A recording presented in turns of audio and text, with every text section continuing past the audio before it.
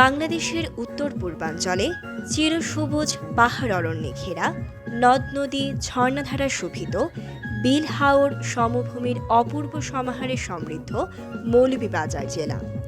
মৌলভীবাজার জেলার ৭টি উপজেলা: মৌলভীবাজার সদর উপজেলা, শ্রীমঙ্গল, কমলগঞ্জ, রাজনগর, কুলাউড়া, জুড়ি, বড়লেখা। এই ৭টি উপজেলার মধ্যে অসংখ্য পর্যটন কেন্দ্র রয়েছে।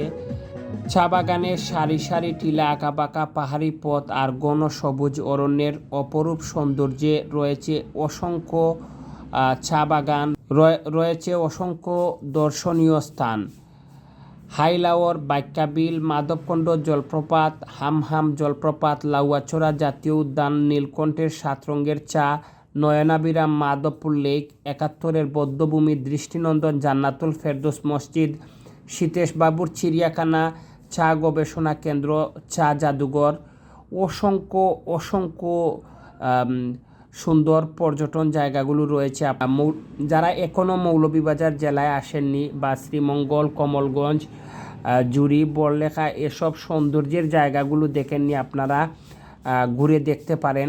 এসব এলাকার মনোরম দৃশ্যগুলো দেখে আপনাদের অনেক ভালো লাগবে। সৌন্দর্যের লীলাভূমি শ্রীমঙ্গলের অসংখ্য চা বাগান রয়েছে।